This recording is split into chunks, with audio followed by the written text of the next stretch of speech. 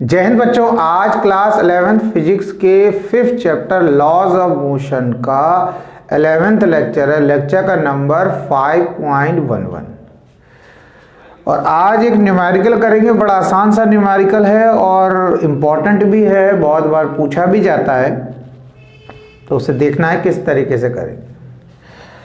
सबसे समझ लेना पहले कि पुली क्या होता है।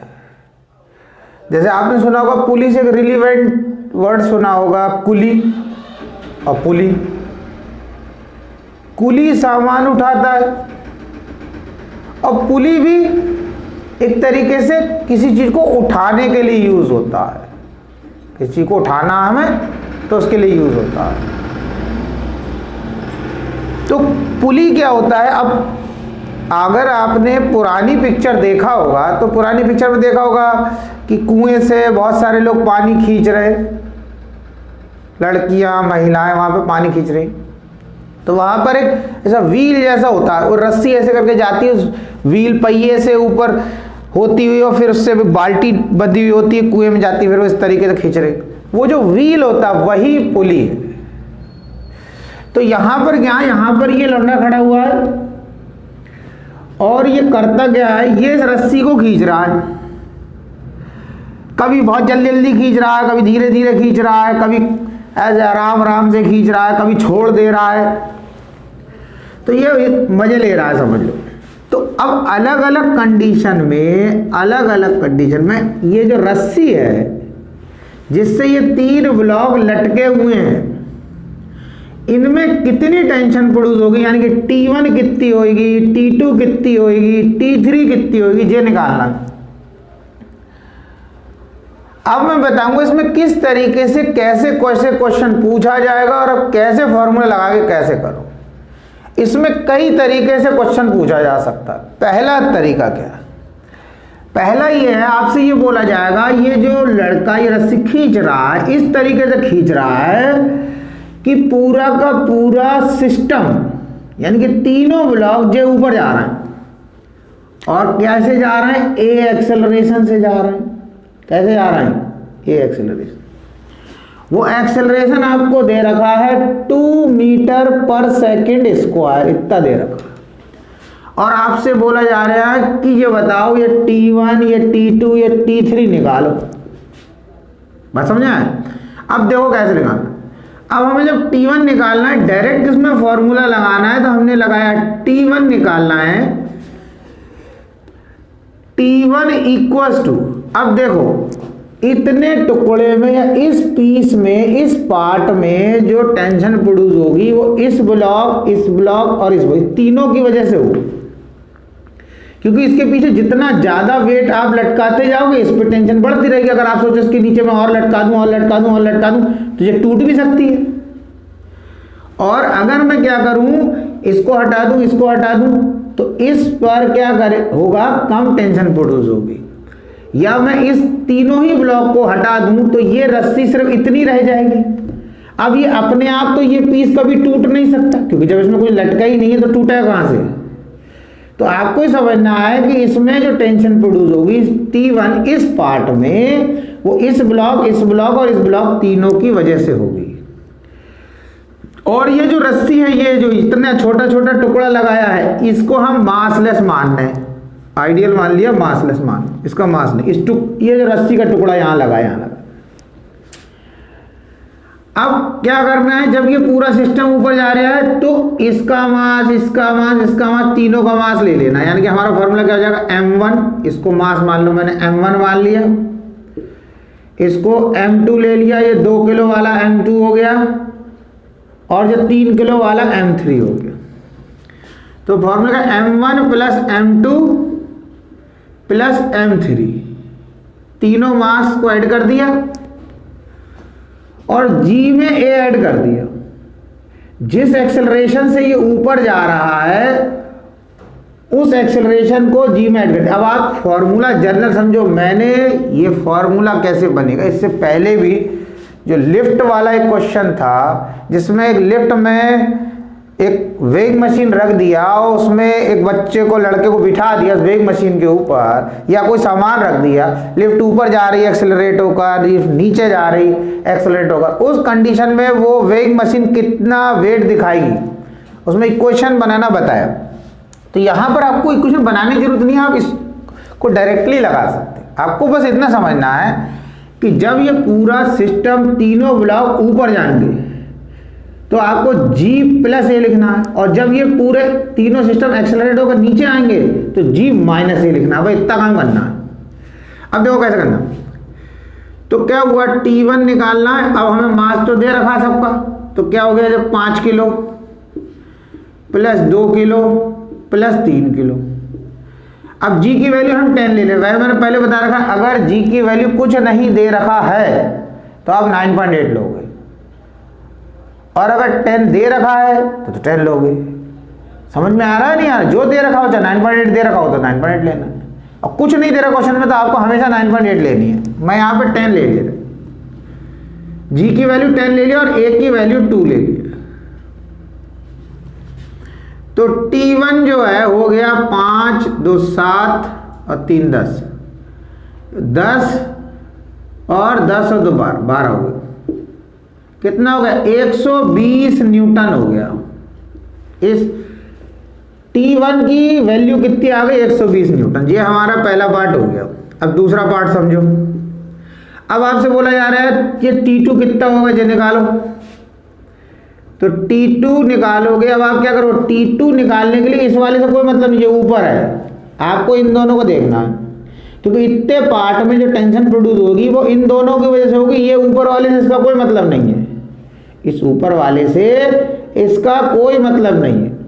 आप इसको ऐसे समझो, जैसे मान लो ये 5 किलो का कोई ब्लॉक है लटका हुआ, इसको मैं और बताता हूँ। ये 5 किलो वाला है, 5 किलो की जगह आप इसमें 50 किलो मान लो, 50 किलो, और यहाँ एक धागा बांध दो। ये नीचे धागा बांध दिया, तो बताओ इस धागे पे कोई फर्क पड़ेगा? 5 किलो 50 किलो ले लो, आप 500 किलो ले लो, तब भी इस धागे में क्या फर्क पड़ने वाला है? इसमें कोई फर्क ही नहीं पड़ेगा जो नीचे है।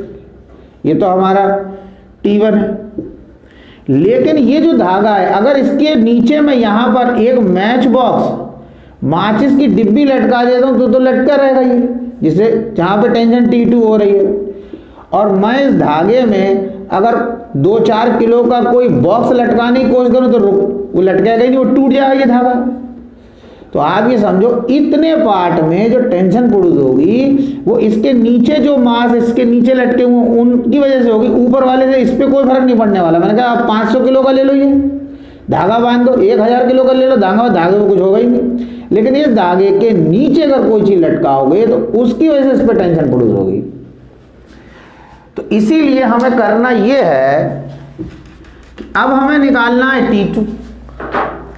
जब हमें T2 निकालना है तो हमने क्या किया, मास कौन सा लेंगे, M2 प्लस M3, और ये ऐसे ही लिखेंगे G प्लस ए, G प्लस ए। ऊपर जा रहा है ना पूरा सिस्टम, ऊपर जा रहा है पूरा सिस्टम। तो ये T2 कितना हो जाएगा, अब M2 कितना दे रखा है 2, और M3 दे रखा है 3, और ये दे रखा है G 10 और ये 2। ठीक है, G तो 10 ले लिया, 5 हो गया और ये 12 हो गया, 60। ये आ गया हमारा 60 न्यूटन। ठीक है, अब तीसरा निकाल ले रहे केस, T3 कितना होएगा। जब T3 निकालेंगे तो बस हमारे पास सिर्फ एक ही मास लेना, क्योंकि इतने पार्ट में जो टेंशन होगी वो इसी की वजह से होगी, ऊपर वाले से कोई मतलब नहीं है। तो मैंने लिखा M3 और ये लिख दिया G प्लस ए, G प्लस ए। अब M3 कितना दे रखा है, M3 दे रखा है हमारा 3, और G हो गया 10 और J हो गया 2, तो 3 इंटू 12 36 न्यूटन आ गया, 36 न्यूटन है। बस समझ, ये कब है, जब ये पूरा सिस्टम ऊपर जा रहा है। अब मान लिया हमने ये कहा है कि जिस एक्सेलरेशन से जो ऊपर जा रहा है उसी एक्सेलरेशन से नीचे आ रहा है, यानी कि अब हमने ये एरो बदल, हम कह रहे हैं कि जे 2 मीटर पर सेकेंड स्क्वायर के एक्सेलरेशन से नीचे जा रहे हैं। अब क्या करेंगे, अब ये नोट कर लो, पहले आप नोट कर लिया। इस g+a को g-a कर देंगे, बस कुछ नहीं करना है हमें, सिर्फ g+a को g-a, यहां g+a को g-a, g+a को g-a कर दिया। अब क्या हो जाएगा 10 - 2, देखो उसी में हो गया। अब यहां आ जाएगा 8, ये कितना हो गया, यहां आ गया 80 न्यूटन। लो इसमें भी कर दो माइनस, कितना आ गया, ये भी 8 आ गया। अब क्या हो गया, पहले 60 आए, अब 8 × 5 = 40, 40 न्यूटन आ गया। इसमें भी माइनस कर दो, यहां भी 8 आ गया, 24 आ गया, 24 आ गया।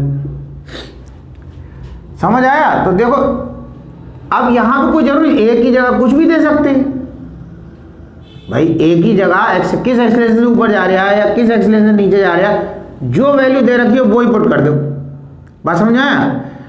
अब एक कंडीशन और दे सकते हैं, एक कंडीशन और क्या दे सकते, अगर ये कह दें कि ये रस्सी छोड़ दे लंडा, ये लंडा रस्सी छोड़ दे, तो ये पूरा सिस्टम नीचे जाएगा। तो जब ये पूरा सिस्टम नीचे जाएगा, जब ये रस्सी बिल्कुल छोड़ दे, अगर बिल्कुल हाथ से ही छोड़ दे, तो ये पूरा सिस्टम किस एक्सेलरेशन से नीचे जाएगा, ये पूरा सिस्टम जाएगा एक्सेलरेशन ड्यू टू ग्रेविटी से, यानी कि जी हो जाएगा। यहां पे वैल्यू कितनी हो जाएगी हमारी 9.8 मीटर पर सेकेंड स्क्वायर। और इस केस में अगर एक ही जगह जी पुट कर दिया तो जा तो पूरा सिस्टम नीचे रहा, अगर एक ही जगह मैंने जी पुट कर देना तो आंसर क्या आ जाएगा, तो आंसर आ जाएगा इसका T1 भी 0, T2 भी 0, T3 भी 0, हर एक में 0, g - g 0, 0 से पूरे टर्म को मल्टीप्लाई करो 0, इधर भी क्या हो जाएगा g - g 0, इसको मल्टीप्लाई करो, मतलब इस केस में T1 T2 T3 0 हो जाएगा। तो देखो पहली चीज तो मैंने बताई, पूरा सिस्टम ऊपर जा रहा है तो टेंशन कैसे निकाले, पूरा सिस्टम नीचे आ रहा है एक्सेलरेशन से तो टेंशन कैसे निकाले। इस लौंडे ने बिल्कुल ही रस्सी छोड़ दी, पूरा सिस्टम नीचे गिर रहा है एक्सेलरेशन ड्यू टू ग्रेविटी से, तो कितनी टेंशन आई। अब उसके बाद क्या हो रहा है, उसके बाद ये है कि ये खींच रहा है, फिर से दोबारा से खींच रहा है। जब ये दोबारा से खींच रहा है तो ये किस तरीके से खींच रहा है, अब ये इस तरीके से खींच रहा है कि पूरा सिस्टम ऊपर तो जा रहा है लेकिन कांस्टेंट वेलोसिटी से जा रहा है।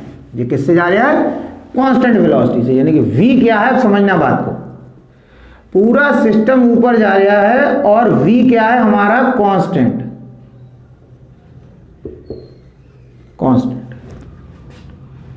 अब कांस्टेंट मतलब कोई भी वैल्यू दे रही, मान ले हमने v मान ले रहे हैं हम 5 मीटर पर सेकेंड, ये मान लिया हमने, ये वैल्यू फिक्स है। कांस्टेंट का मतलब इसमें कोई चेंज नहीं आ रही है, इसी वेलोसिटी से जा रही है, ना बढ़ रही ना कम हो रही है। अब आप खुद बताओ, अगर v कांस्टेंट होता है तो एक्सेलरेशन कितना होता है, एक्सेलरेशन हो जाता है 0, एक्सेलरेशन कितना हो जाता है 0। अगर v कांस्टेंट है तो एक्सेलरेशन, क्योंकि एक्सेलरेशन की डेफिनेशन यही है, rate of change of velocity with respect to time.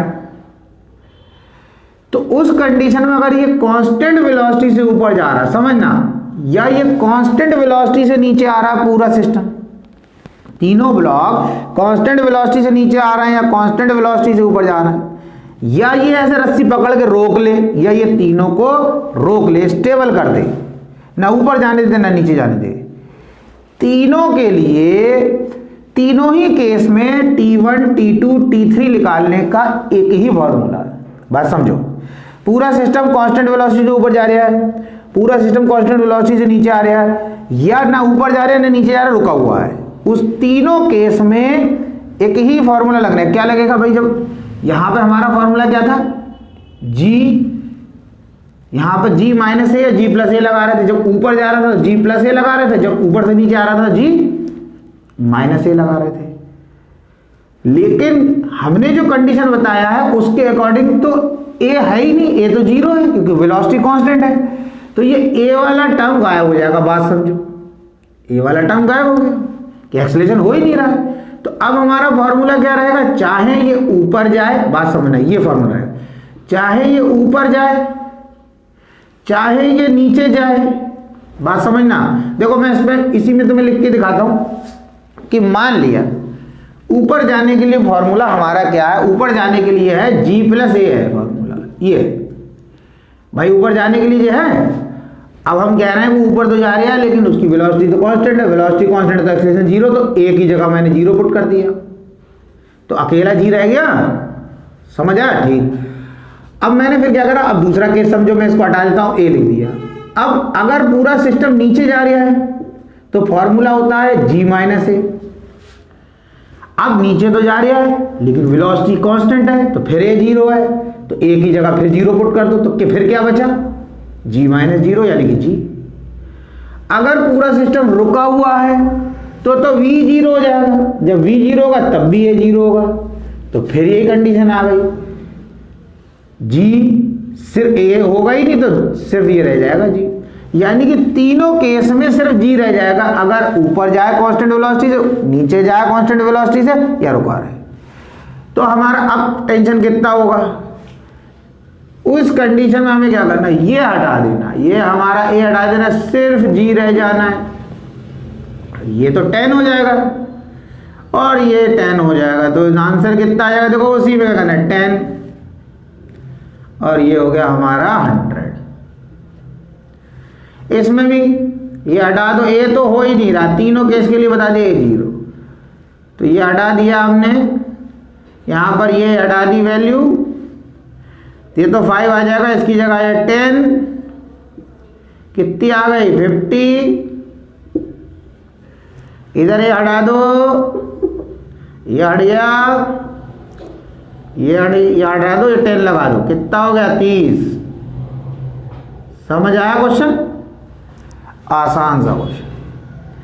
तो ये जो कंडीशन थी मैंने आपसे बता दिया, इस तरीके से आपसे क्वेश्चन पूछा जा सकता है। आपसे पूछा जा सकता है कि पूरा सिस्टम ऊपर जा रहा है, टेंशन निकालो T1 T2 T3, पूरा सिस्टम एक्सेलरेट होकर नीचे आ रहा है, टेंशन निकालो T1 T2 T3, पूरा सिस्टम कांस्टेंट वेलोसिटी से ऊपर जा रहा है, तब निकालो T1 T2 T3, पूरा सिस्टम कांस्टेंट वेलोसिटी से नीचे आ रहा है, निकालो T1 T2 T3, या पूरा सिस्टम रुका हुआ है स्टेबल है, तब निकालो T1 T2 T3।